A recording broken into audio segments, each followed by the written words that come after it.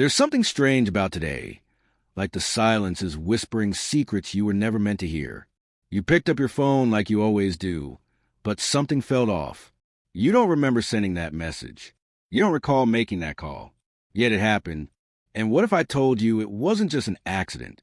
What if someone, right under your nose, used your own phone for something far more sinister than you could ever imagine? The morning started like any other. Sunlight filtered through the curtains, the birds chirped, and your phone buzzed with the usual notifications, messages, emails, reminders. But one notification catches your eye. It's from your bank. Confirmation. Your OTP for new login is 4,291. Do not share with anyone. You frown. You hadn't logged into your bank. Your stomach tightens. You brush it off. Maybe a scam, you think. Happens to everyone. You delete it and move on. But as the day goes on, the unease grows. You open WhatsApp. A message you don't remember typing is sent to someone you haven't talked to in months. The words read, "Don't worry. It's handled. I made sure they'll never find out." You feel a shiver crawl up your spine. Who sent this? You check your sent messages. More texts, ones you didn't write. One to your boss, short and cryptic. You don't have to trust them anymore. They're finished. Another to your closest friend. Just remember everything you told me. I told someone else. Your hands begin to tremble. Is someone playing a prank? Did your phone get hacked?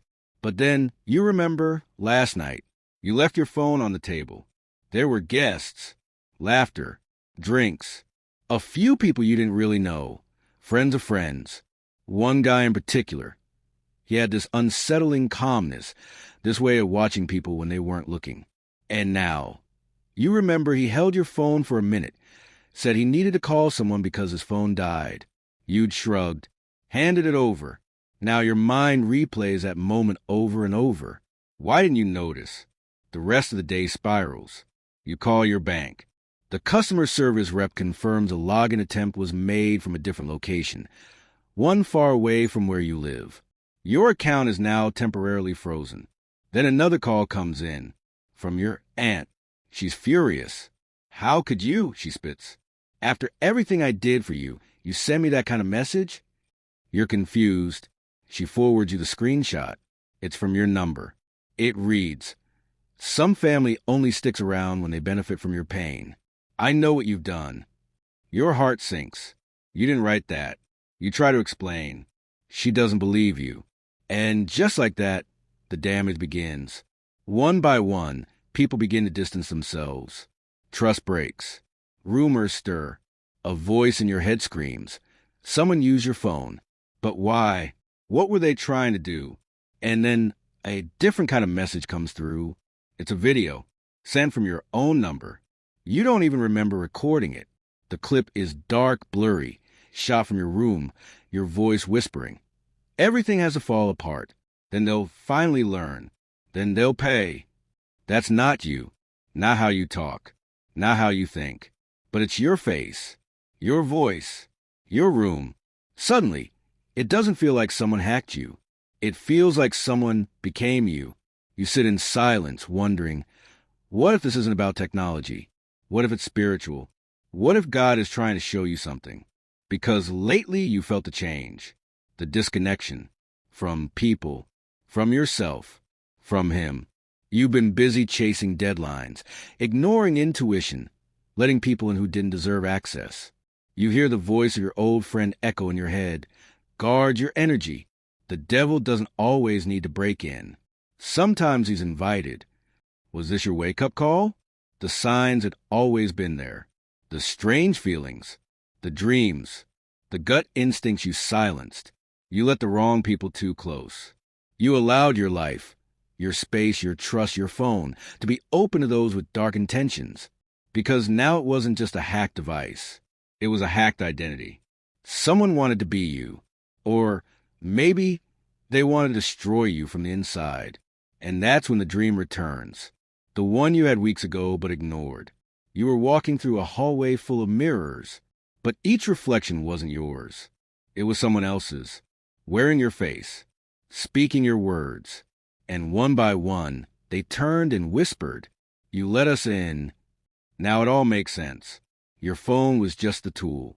But this is a spiritual attack, a warning, a divine alarm bell ringing in the middle of your chaos because you stopped praying, stopped protecting your peace. You started trusting too easily and forgot that not everyone clapping for you wants to see you rise. You remember a verse, "Be vigilant.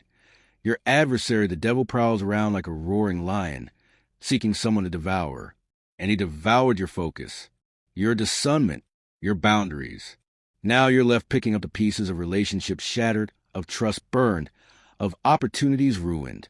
But in this darkness, something rises. A realization. This isn't the end.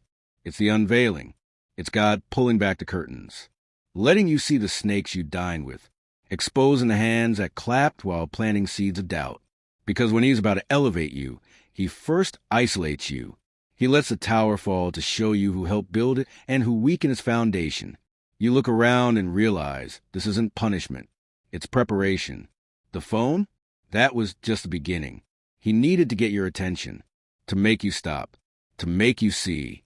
And now you do. You sit in stillness. You delete the messages. You turn off the device. And for the first time in months, you pray. Not a formal, rehearsed prayer, but a cry from the soul. God, show me who's real. Show me what I've allowed. Cleanse what I can't see. And something shifts. Peace begins to trickle in. Because when God shows you betrayal, it's not to break you. It's to build you. When he allows confusion, it's to birth clarity. When he lets the snake bite, it's so you learn to watch where you walk. You glance at your phone one last time. No more lies. No more false voices. Just silence. And in that silence, a message appears, not from any contact, just a notification from your Bible app, opened automatically by some glitch. "Fear not, for I am with you. Be not dismayed, for I am your God." You smile, a tear sliding down your cheek. Now you know. You were fooled, yes, but not broken. And part two? That's where the real battle begins. The part where you rise, not with revenge, but with wisdom, with divine protection, with boundaries like armor. Because from now on, no one touches your peace again.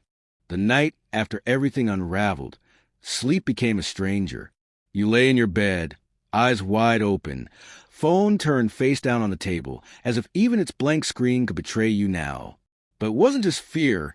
Something deeper kept you awake. It was a truth settling in, that you had let your guard down, that your peace had been a playground for hidden enemies. And now, God had exposed it all. The dream returned, stronger, clearer this time. You stood in a storm. Rain poured sideways. The wind howled like a wounded animal. And in front of you stood every person you had once trusted. But they didn't look like themselves. Their faces were shadows. Their eyes empty. Each one held your phone in their hands. And all together, they chanted, "We wore your skin. We spoke your words. We almost made them forget who you are." You woke up breathless, but wide awake. Something had been feeding off your silence, your passiveness, your habit of brushing things off. You never liked confrontation. You gave too many chances. But now you understood. That mercy without discernment becomes a weapon against your own spirit. The next morning, you didn't reach for your phone first. You reached for something higher. You lit a candle, sat cross-legged, whispered a prayer, not for revenge, but for revelation. And it began. The first breakthrough came quietly. A friend who hadn't spoken to you in weeks suddenly called. Their voice was low, nervous. "Hey, I just wanted to tell you something strange. That guy from the other night, the one who asked for your phone, I saw him at a cafe yesterday. He was showing someone your photo, saying things about you. Weird things." You froze. "What kind of things?"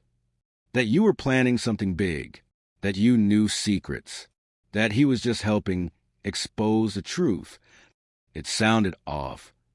The puzzle pieces clicked in your mind. Whoever this person was, they weren't just randomly messing with your phone. They were building a story, crafting a narrative, trying to turn people against you. This wasn't petty mischief. It was targeted character assassination. And not everyone would come to you with the truth like this friend did. Some were already poisoned. Some already believed the lie. But instead of panic, something inside you sparked. A voice whispered. They tried to bury you.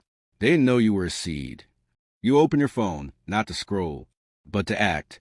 You reviewed every message, every interaction. You documented.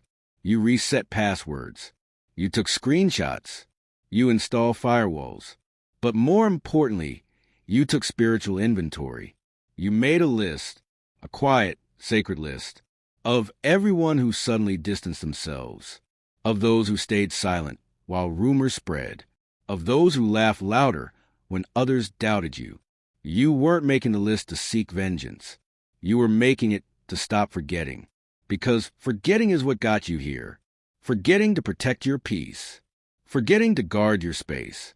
Forgetting that not everyone in your circle is in your corner. But this time, you wouldn't forget. That night, you sat down with your journal and wrote the truth you were too scared to admit before. I let people get close because I didn't want to seem cold. I forgave things I should have addressed. I laughed off red flags. I silenced my instincts. And now, I pay the price. But no more. Today, I reclaim my name, my energy, and my purpose. Not because they deserve closure, but because I do. And God moved, not in thunder, not in flames, but in alignment. The very next day, a door opened, a promotion offer you didn't expect. The same company that once doubted your leadership now needed your guidance. One of the people who ghosted you reached out, shame dripping from their voice. I should have asked you. I just believed what I saw. You didn't curse them. You didn't rub it in. You simply said, God showed me what I needed to see. Because healing doesn't always come with apologies. Sometimes healing comes when you stop needing them. But it wasn't over. The man who used your phone, he returned, not in person, but through a message, a video call request, private number. You hesitated, but something told you, face the enemy. Don't flinch. You accepted. His face appeared, calm, smirking, too familiar. He spoke with no fear. You're stronger than I expected. Most people crumble. You stared, silent. I just needed to see how far I could get. You have something rare, power, influence. You don't even realize it. People trust you too easily. That's your gift and your curse. You interrupted him. Why me? He smiled. Because people like you walk with light. And the dark doesn't like that. Then he hung up, just like that. No threats, no demands. Just a reminder. That darkness studies light. That evil doesn't always come with red eyes or sharp teeth. Sometimes it wears a friendly smile. Sometimes it borrows your phone. But here's what he didn't expect. That the attack would wake you up. That it would sharpen you. That it would ignite the fire you buried beneath people-pleasing and passive acceptance. You weren't the same anymore. You didn't check your phone obsessively now. You checked your soul. You asked yourself, who's still in my life because I allow it? And who's there because they're meant to be? You stopped broadcasting your plans. You stopped over-explaining your worth. You let your silence grow teeth. And God, he started moving mountains. Not just around you, but within you. The more you healed, the more people revealed themselves. Some left. Some tried to return. Some watched from a distance, hoping you'd trip again. But this time, you walk with angels. This time, you let God screen your calls, literally and spiritually. And as for your phone, it became a symbol, not of betrayal, but of boundaries. Every device can be reset, every account resecured. But the real victory was that your soul was now on lockdown. No more spiritual access for those who come only to steal, kill, and destroy. You didn't need revenge. You didn't need justice. You needed clarity. And God gave you that. He let them fool you, only to make you wiser. He let them use your phone, only so you'd remember to protect your voice. He let the snakes slither close, only to show you how high you were meant to rise. And now, you rise, not with noise, but with stillness. Not with bitterness, but with boundaries, not with fear, but with fire. So next time someone smiles too wide, gets too close, asks to just borrow your phone, you'll remember. You'll remember the night you almost lost everything and how God used it to give you everything you truly needed. You were fooled once, but now you're focused. You were used, but now you're chosen. And maybe that's the whole point. Sometimes God lets the enemy in, not to destroy you, but to reveal what's been hiding, to strip the fake from your life, to force you to look up, to remind you your peace is sacred, your spirit is rare, your destiny is divine. And next time the darkness comes knocking, you won't just answer, you'll stand. Because this time you know who you are, and you'll never let anyone use your name, your voice, or your soul again.